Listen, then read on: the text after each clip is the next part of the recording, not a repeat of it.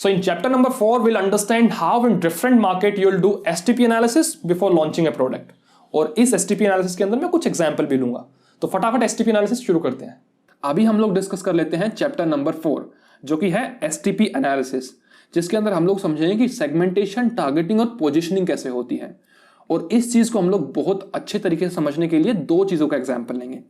Tesla model 3 जो कि obviously India के अंदर फिलहाल नहीं है, और कोल्ड ड्रिंक, कोई भी कोल्ड ड्रिंक ले लेते हैं. मैं आसानी से समझने के लिए कोका कोला यूज कर लेता हूँ, आप कोई और भी कोल्ड ड्रिंक ले सकते हैं. सबसे पहले समझ लेते हैं सेगमेंटेशन क्या होती है. सेगमेंटेशन का मतलब होता है एक ग्रुप ऑफ कस्टमर जिनकी आइडेंटिकल नीड्स हो, जिसका मतलब वो ग्रुप ऑफ कस्टमर एक तरीके की चीजें या तो देख रहा है या फिर खरीद रहा है, तो उस सेगमेंट को पहचानना. अभी मुझे बताइए, टेस्ला मॉडल 3 जिसका प्राइस लगभग 25 से 30 लाख रुपए के आसपास है, वो इतनी महंगी कार अगर किसी इंडिविजुअल को हमें बेचनी है तो हम लोग ऑब्वियसली मास मार्केटिंग नहीं कर सकते. इसका मतलब किसी भी रैंडम XYZ पर्सन के सामने हम लोग मार्केटिंग नहीं कर सकते. टेस्ला मॉडल 3 बेचने के लिए हमें एक सेगमेंट आइडेंटिफाई करनी पड़ेगी जो कि उस गाड़ी को खरीद सके. इसका मतलब एक रिच सेगमेंट हमें आइडेंटिफाई करनी पड़ेगी जिसके पास एटलीस्ट 25-30 लाख रुपए की गाड़ी खरीदने के पैसे हों. तो हम लोग डेमोग्राफिक देखते हैं. अभी जो इंडिविजुअल 25 से 30 लाख रुपए की गाड़ी खरीदेगा, ऑब्वियसली उसके पास लाइफ में सेविंग्स होंगी जो कि उन्होंने अपने बिजनेस से कमाई होंगी या फिर अपनी जॉब करके कमाई होगी. तो ऑब्वियसली एक जो इंडिविजुअल है वो काम करना शुरू करता है 25 साल की उम्र में और 60-70 साल तक अपना काम करता है.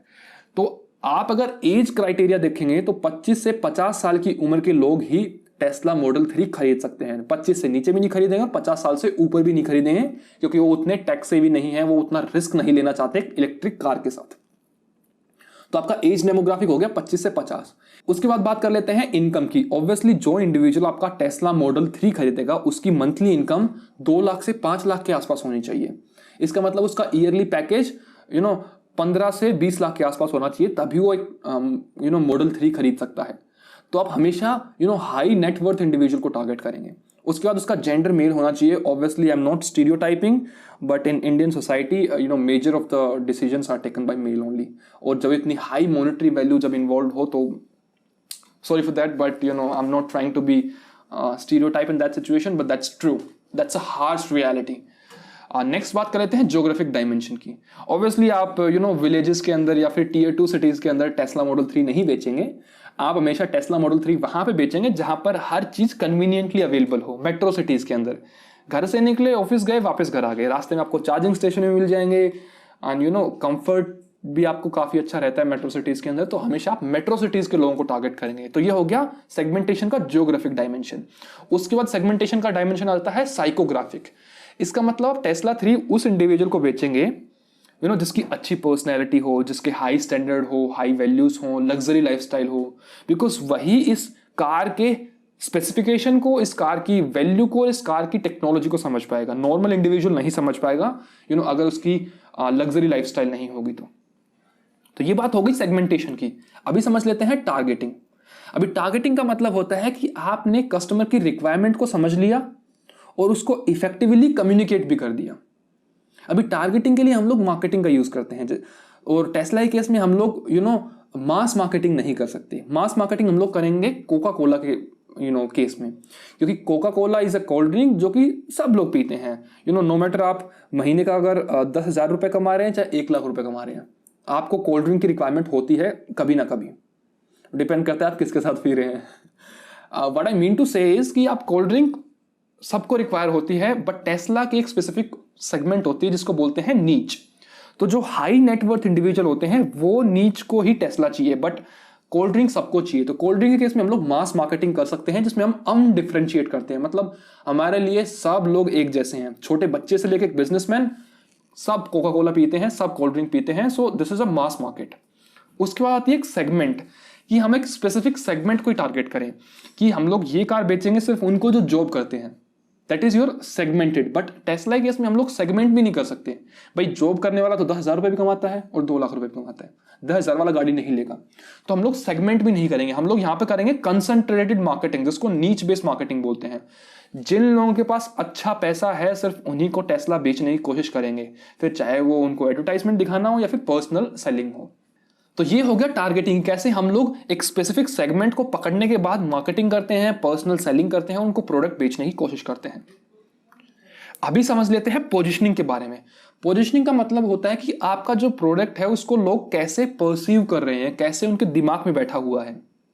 जैसे कि जब भी लोग टेस्ला के बारे में सुने तो उनको ये फील हो कि ये एक हाई प्राइस वाला कार है। जब भी लोग कोल्ड ड्रिंक के बारे में फील करें तो उनको लगे कि एक लो प्राइस प्रोडक्ट है। क्वालिटी की बात करें तो टेस्ला एक हाई क्वालिटी कार है, टेस्ला एक लग्जरी कार है, टेस्ला के अंदर जो स्पेसिफिकेशन है वो काफ़ी कॉम्प्लेक्स है ना। जब हम लोग प्रोडक्ट की बात करते हैं तो कोक अनहेल्दी माना जाता है, कोका कोला अनहेल्दी माना जाता है। तो आपका प्रोडक्ट कितना हाई प्राइस है, लो प्राइस है, लो क्वालिटी है, हाई क्वालिटी है, नेसेसिटी है, लग्जरी है, सिंपल है, कॉम्प्लेक्स है, हेल्दी है, अनहेल्दी है, ये सभी डायमेंशन कस्टमर के दिमाग में बैठ जाते हैं। जैसे कि आपका जो कोका कोला है वो अनहेल्दी है, जबकि आपका जो जो जितने भी कोल्ड प्रेस जूस होते हैं वो आपके हेल्दी हैं। टेस्ला की कार कॉम्प्लेक्स है, बाकी कार सिंपल होती है यूज करने के लिए। टेस्ला की कार लग्जरी है, बाकी कार नेसेसिटी होती है, स्विफ्ट डिजायर, अल्टो। तो ये सभी चीजें मैटर करती है पोजीशनिंग के मामले में। हम इन चीजों को डिटेल में समझेंगे आने वाली वीडियोस में, बट मैं आप लोगों के फिलहाल सिर्फ बेसिक क्लियर कर रहा हूं। मेरा मानना है कि जब तक आपके बेसिक क्लियर नहीं होंगे आप कोर कंसेप्ट को समझ नहीं पाएंगे। So it's very important for you guys to clear out all your basic most probably the MBA terminology, because those things are really important for you. अभी हम लोग समझेंगे पोजीशनिंग के बारे में एक रियल लाइफ एग्जाम्पल की हेल्प से। फॉर एग्जाम्पल हम लोग पोजीशनिंग समझेंगे बेवरेज के केस में। अभी बेवरेज में आपके पास बहुत सारे ऑप्शन रहते हैं।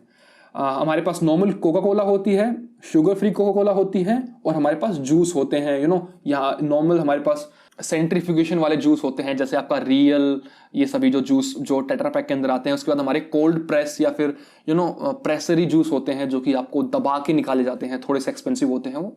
तो हम लोग समझेंगे कि अगर हम कैटेगराइज करें इन सभी प्रोडक्ट को उनकी परफॉर्मेंस के केस में या फिर उनकी पोजीशनिंग के केस में, तो समझते हैं कि प्रोडक्ट को कैसे अपने दिमाग के अंदर पोजीशन करते हैं, या फिर कंपनीज कैसे लोगों के दिमाग के अंदर अपने प्रोडक्ट की पोजीशनिंग करती हैं।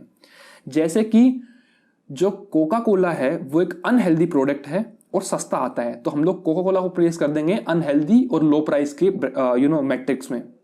जबकि जो कोका कोला है जो कि शुगर फ्री है वो स्टिल अनहेल्दी है, बट वो हाई प्राइस की ब्रैकेट में आता है, बिकॉज ऑब्वियसली सोडा अनहेल्दी ही होता है, चाहे वो शुगर फ्री हो या विदाउट शुगर फ्री हो, बट वो हाई प्राइस है।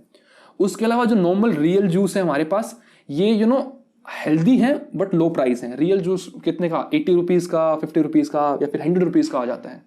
जबकि जो कोल्ड प्रेस जूस होते हैं, जो रो के आते हैं, रो प्रेसरी के जो जूस होते हैं वो हाई प्राइस होते हैं और हेल्दी होते हैं। आपको रो प्रेसरी का 300 ml का जूस का बोतल 100-150 रुपए का देखने को मिलता है। Those are very very expensive and they are very healthy.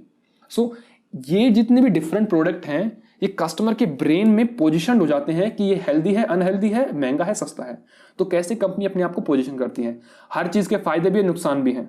महंगे प्रोडक्ट कम बिकते हैं, सस्ते प्रोडक्ट ज्यादा बिकते हैं। और महंगे प्रोडक्ट का भी अपना एक ऑडियंस होता है। कम लोग होते हैं बट वो बहुत अच्छा मार्जिन निकाल सकते हैं। ऑब्वियसली एक 20 रुपए की कोका कोला से आप कम पैसे निकालेंगे, profit margin are low in a Coca Cola बोतल ऑफ 20 रुपीज। जबकि 150 रुपए के रो के प्रेसरी जूस के अंदर आपके प्रॉफिट मार्जिन बहुत ज्यादा हाई होते हैं। तो ये अलग अलग टाइप की पोजीशनिंग होती है। हम लोग और डिटेल में समझेंगे आने वाली वीडियोस के अंदर, जहां पर हम लोग प्राइसिंग स्ट्रेटेजी डिस्कस करेंगे। बट चलो फिलहाल एसटीपी एनालिसिस को हम लोग फिनिश करते हैं। अगला टॉपिक जो हम लोग डिस्कस करेंगे वो है स्वॉट analysis. So now we are done with STP analysis. I know आपका टेस्ला खरीदने का मन कर रहा होगा, बट अभी टेस्ला इंडिया में है नहीं, तो we can not purchase it. Import भी नहीं हो सकती वैसे तो